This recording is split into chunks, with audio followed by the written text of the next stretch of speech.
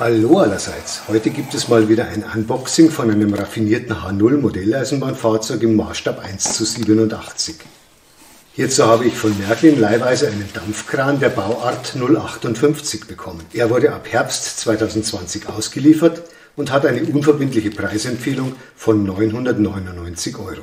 Dieser Dampfkran ist allerdings keine Formneuheit, sondern wurde schon einmal im Jahr 2018 ausgeliefert. Damals unter der Artikelnummer 49570 in einer Epoche 3 Ausführung gemäß Betriebszustand um 1958. Das Vorbild dieses Dampfkrans wurde von der Firma Ardelt im Jahr 1949 in 4 Exemplaren an die DB geliefert. Es wurde auf eine Traglast von 57 Tonnen ausgelegt und kam sowohl für Ausbau- und Instandhaltungsarbeiten am Schienennetz zum Einsatz, als auch für Bergungsarbeiten bei Unfällen. Für den Antrieb der Seile diente eine 2-Zylinder-Dampfmaschine mit 75 PS.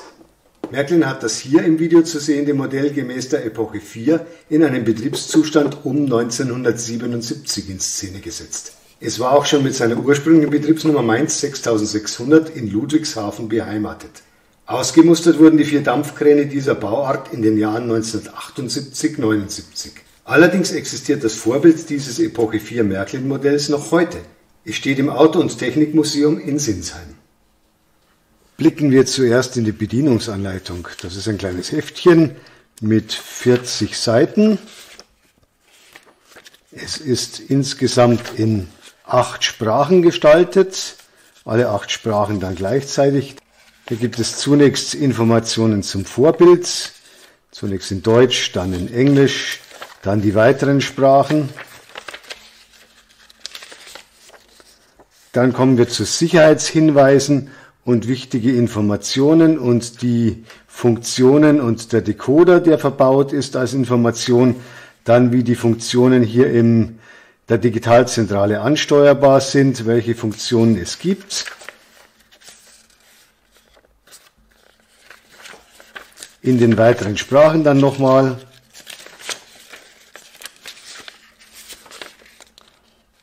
Dann noch Informationen zum Fahrbetrieb, wie man das Fahrzeug dann zusammenstellen soll, wo das Gegengewicht abgelagert werden soll und wie man es in Betrieb nimmt.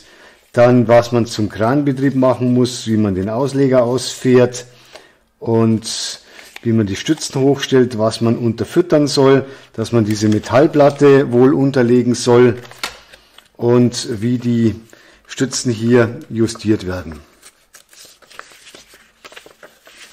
Dann gibt es hier noch eine Möglichkeit, dass man Dampföl einfüllen soll, weil dieses Modell auch realistisch raucht.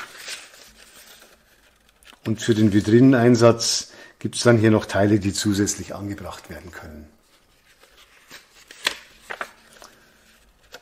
Schließlich dann noch zusätzliche Informationen über weitere Einstellmöglichkeiten mit CV-Registern und wo man das Modell gelegentlich abschmieren soll und wie man den Schleifer entfernen kann.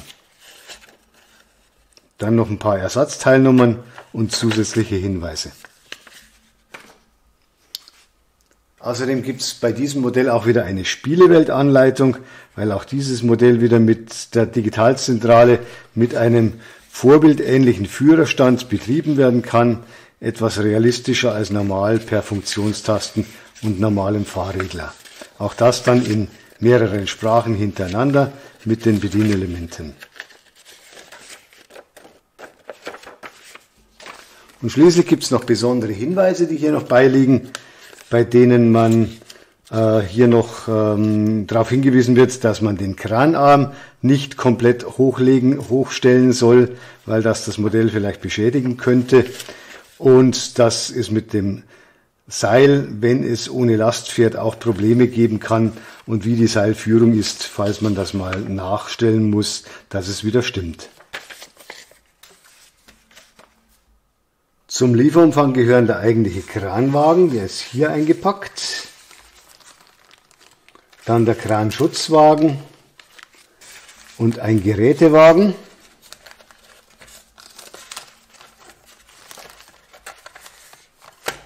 Mit diverse Kleinteile. Und schließlich noch die Unterlegstützen und Gewichte. Jetzt wie üblich ein Blick auf die Waage. Der eigentliche Dampfkran wiegt knapp 260 Gramm.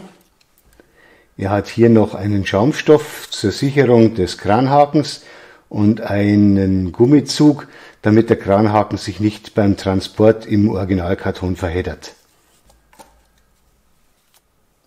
Der Kranschutzwagen wiegt knapp 50 Gramm und der Gerätewagen ebenfalls knapp 50 Gramm.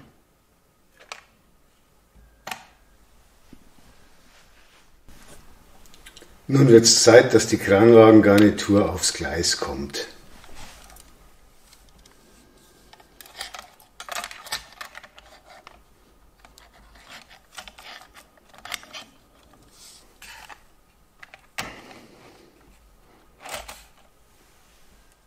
Die ganze Einheit hat eine Länge von 40,3 cm. Angesichts einer Kranarmlänge von etwa 17 cm ist natürlich verständlich, dass dieses Kranmodell nicht den engen Gleisradius R1 mit 360 mm befahren kann. Allerdings hat Märklin es geschafft, dass der Dampfkran den Radius R2 befahren kann mit 437,5 mm.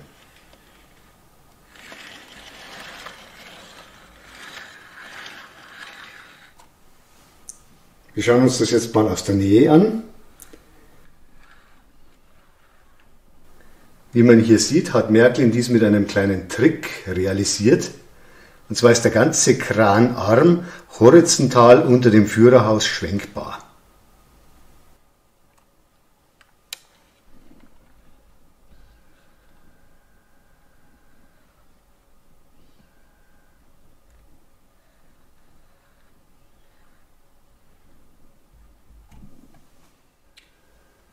Jetzt die mitgelieferten Kleinteile des Modells.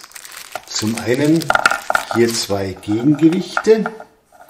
Das eine müsste hier unter den Kranwagen ans Ende dran, ist aber nur für die Vitrine gedacht. Und das zweite ist mit einem kleinen Stück Seil versehen oder Seilnachbildung und dient als Belastung für den Kranhaken, wenn man den lose bedienen will, ohne normale Last. Dann die nächsten Kleinteile, das sind jetzt hier einerseits Bremsschläuche als Nachbildungen und Kupplungen, Vorbildschraubkupplungen als Nachbildung. Dann haben wir hier noch Schornsteinverlängerungen, die eigentlich dann hier dran müssten und dran geschraubt und hinten abgelegt werden, aber eben auch nur für den Vitrineneinsatz. Und dann noch diese Stabilisierungsstützen für die Stützfüße, die kann man danach dann anbringen, das schauen wir uns dann danach gleich genauer an. Dann als nächstes noch in 3 weiteren Beuteln die ganzen Unterlegböcke. Gibt es also hier 4 Stück mit Magneten, dann hier 4 weitere Platten, dann als nächstes noch Platten mit Löchern und große Platten und schließlich noch das, was ich vorhin als Gewichte bezeichnet habe, das sind eigentlich Magnete. Schauen wir uns auch gleich aus der Nähe an und das Ganze, weil magnetisch, deshalb liegt auch im Lieferumfang diese große, etwa 10 x 10 cm große Metallplatte, damit wohl die ganzen Stützböcke auch vernünftig halten. Inzwischen habe ich die Metallplatte unter das Gleis gelegt und die Stützsockelteile für einen der Stützarme mal bereitgelegt, um auszuprobieren, welche passen. Dann sind hier noch die Streben und jetzt fahre ich mal die Stützarme heraus. Und werde jetzt versuchen, die Streben einzuhängen. Das ist jetzt ein bisschen Fingerspitzenarbeit, die schon fast eine Lupenbrille erfordert. Jetzt ist es eingefädelt. Jetzt muss es auch hier einrasten.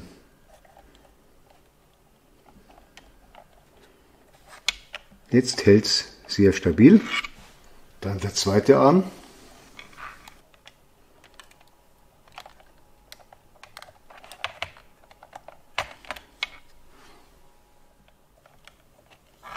Ich sehe schon, das ist sehr diffizil. Ich denke, das wird man nicht oft machen. Man wird das Modell eher irgendwo dann aufgestellt lassen und einsatzbereit aufstellen und in Szene setzen und hin und wieder damit spielen. Dann werde ich jetzt mal ausprobieren, welche Teile dieses 3D-Puzzles hier unter die Stützen passen. Mal probieren mit dem. Nee, das passt schon gar nicht zusammen. Dann müssen wir schauen, vielleicht geht es mit dem, das auch nicht. Das wäre jetzt eine Möglichkeit, das ist jetzt aber schon gut hoch, ginge aber gerade noch. Das probieren wir jetzt aus. Das heißt, ich brauche jetzt hier wahrscheinlich dann einen von diesen Metallpfosten. Und dann hier noch ein Magnet, damit das auch schön hält. Jetzt bleibt es fest stehen. Und dann kommt jetzt hier der Stützsockel. Und den muss ich jetzt mit dem Schraubendreher noch rausschrauben, bis er passt.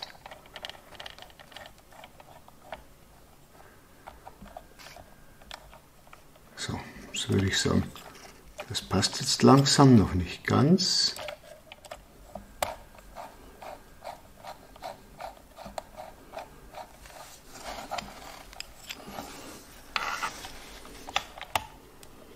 Jetzt steht er sehr stabil.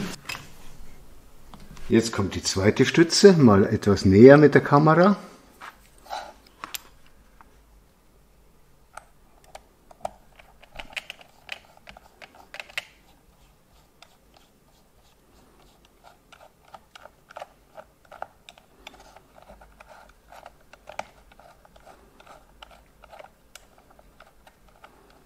So, das müsste jetzt vorläufig passen.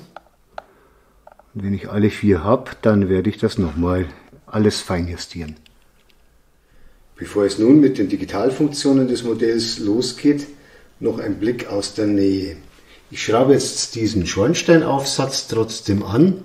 Ich habe in der Anleitung nochmal nachgelesen, das ist ein bisschen widersprüchlich formuliert. Einerseits heißt es, für den Vitrinenbetrieb soll man es verwenden, andererseits ist eingezeichnet, dass man nur mit Schornsteinverlängerung Rauchöl einfüllen soll. Deshalb werde ich das jetzt einfach hier mit der Schornsteinverlängerung machen.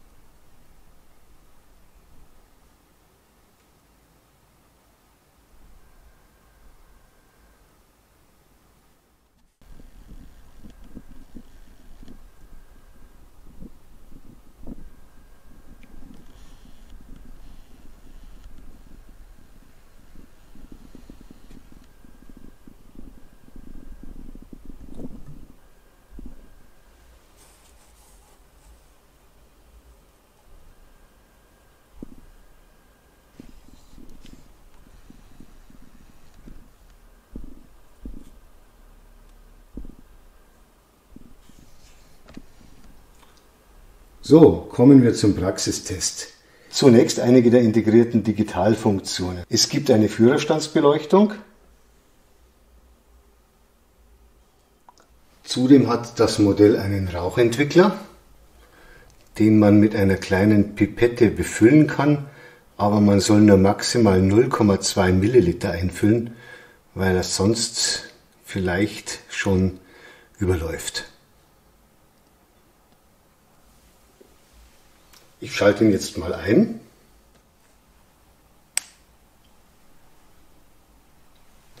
Im Lieferumfang ist leider kein Rauchdestillat enthalten. Ich habe aber hier noch eins von der Firma Seute liegen. Allerdings hat es den Nachteil, dass es ein klein wenig spuckt.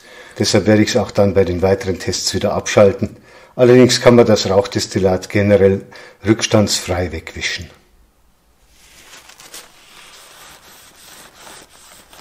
Nun folgen die per Funktionstasten auslösbaren Geräusche des Modells.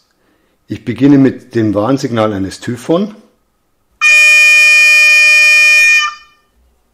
ein Winkelschleifergeräusch,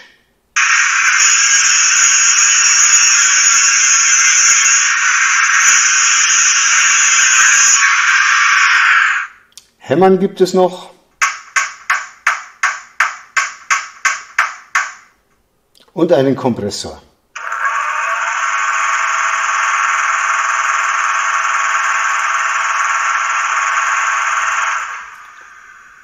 Zudem hat das Modell ein Dampfkrangeräusch, das dann auch in Abhängigkeit von den Bewegungszuständen des Kranauslegers und des Kranseils abgespielt wird. Ich schalte es jetzt mal zu und fange dann an mit der Bewegung des Auslegers.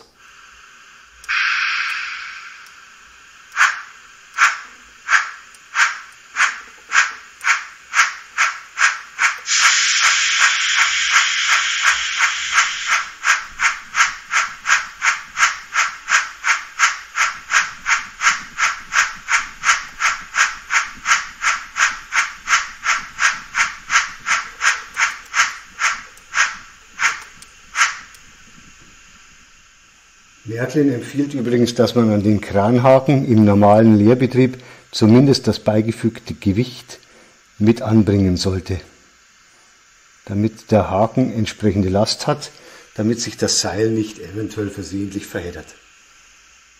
Jetzt senke ich mal das Seil ein wenig ab.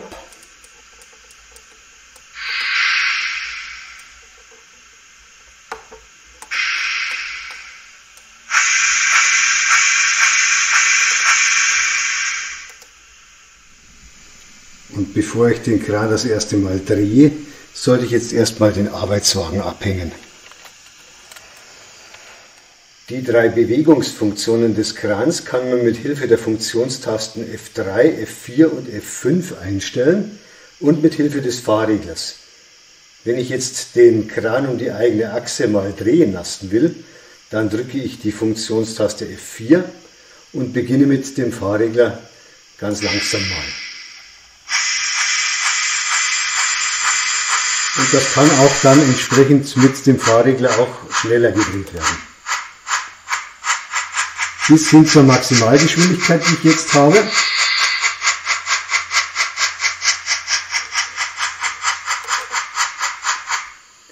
Und wenn man die Fahrtrichtung wechselt und dann wieder startet, geht es in die andere Richtung.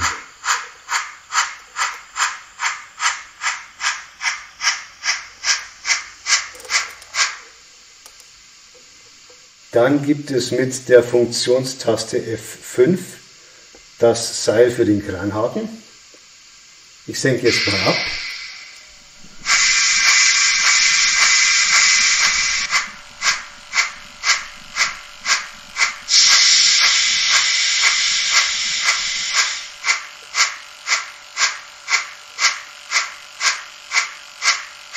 Das geht schön langsam jetzt in der Funktion, es geht sogar noch langsamer.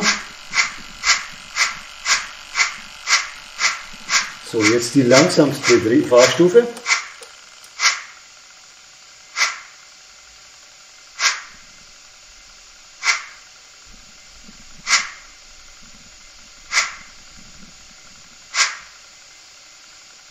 Und jetzt die schnellste Fahrstufe.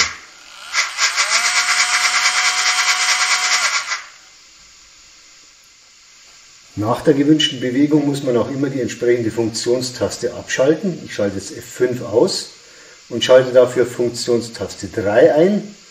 In der Rückwärtsfahrstufe oder in der Rückwärtsfahrtrichtung bewegt sich dann der Kranarm nach unten.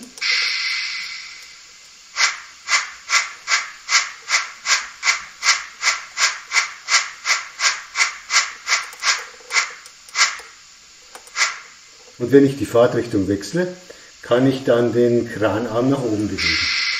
Auch wieder zunächst ganz langsam.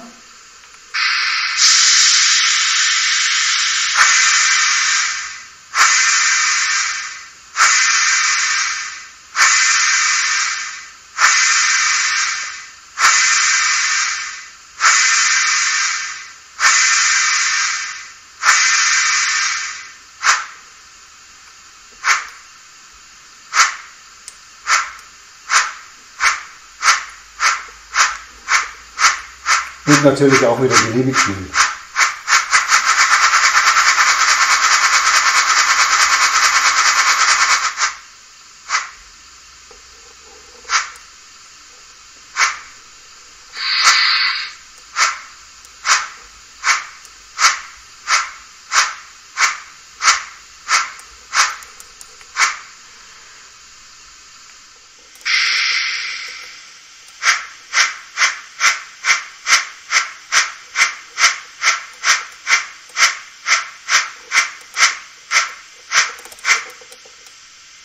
Jetzt sind wir so ziemlich in der obersten Position.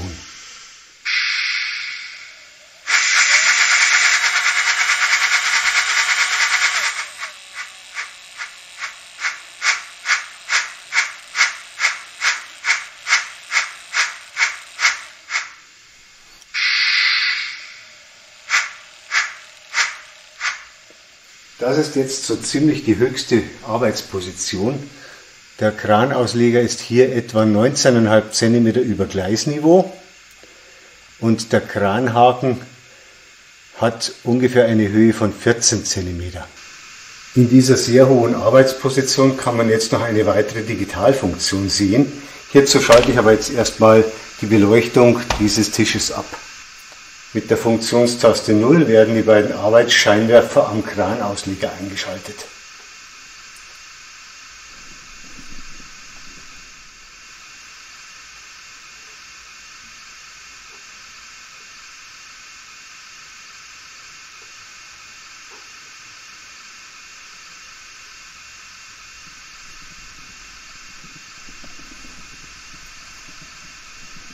Jetzt geht es aber mit dem Testbetrieb weiter.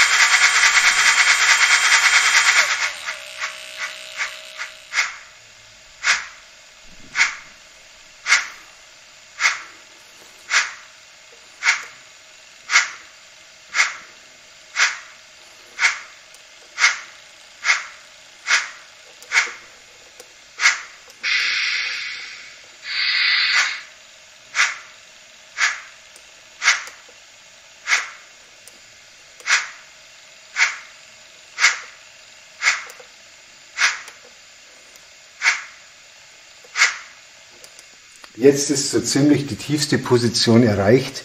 Wir sind immerhin unter Gleisniveau. Wenn ich jetzt weiter drehen würde, würde ich jetzt wieder aufwickeln. Ich senke dann entsprechend den Arm ein klein wenig, dass es dann wieder stimmt.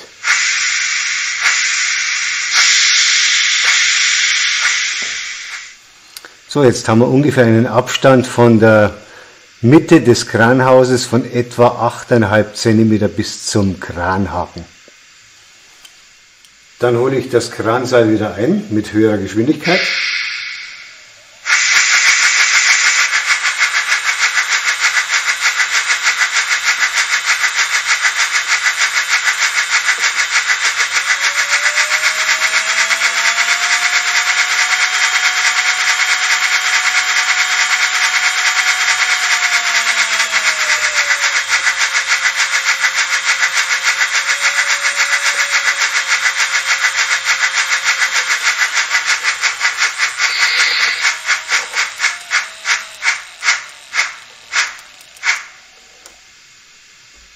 Und jetzt werde ich mal ausprobieren, wie weit die Reichweite des Krans nach außen ist.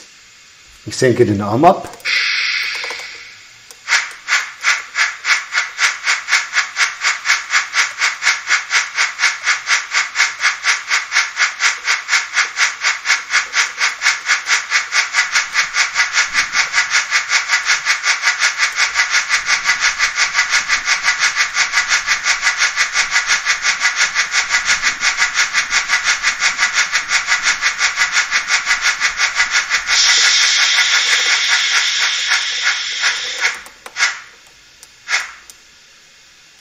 Und jetzt ist der Kranhaken etwa 17 cm von der Kranhausmitte entfernt vom Drehpunkt. Nun vielleicht die spannendste Frage: Was kann der Kran in dieser Auslegerposition denn überhaupt heben? Hierzu habe ich bereits ein großes Belastungsgewicht aus ein paar Metallbaukastenteilen vorbereitet. Es wiegt 50 Gramm.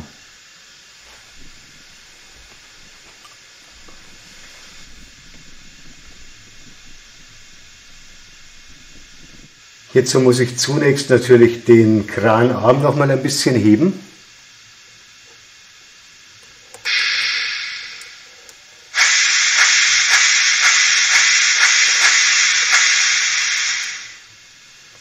Und jetzt müsste das Gewicht eigentlich gut drunter passen und beim Kranhaken eingefädelt werden können.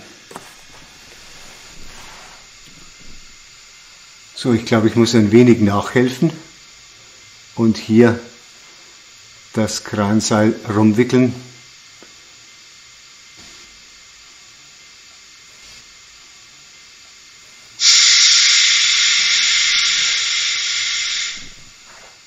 Und jetzt kann es losgehen.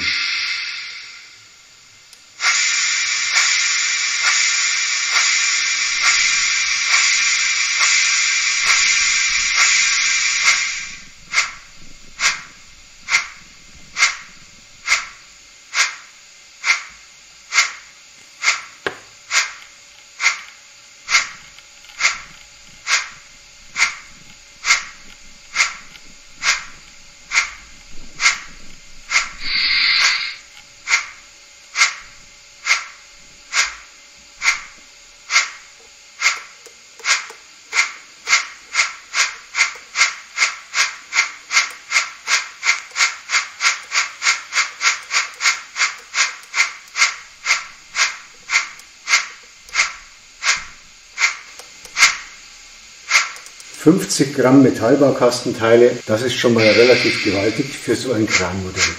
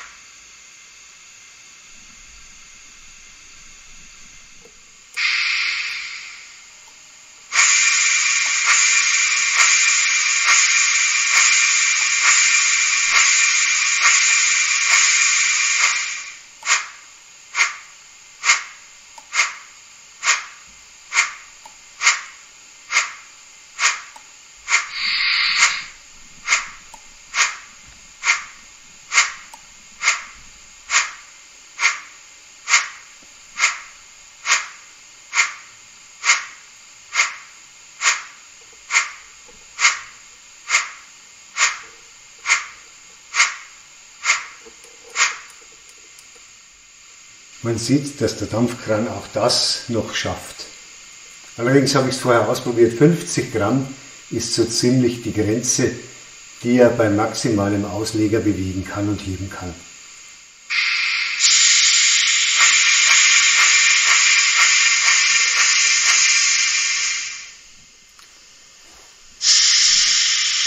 So, jetzt kann ich den Kranhaken aushängen und es wird Zeit fürs Aufräumen.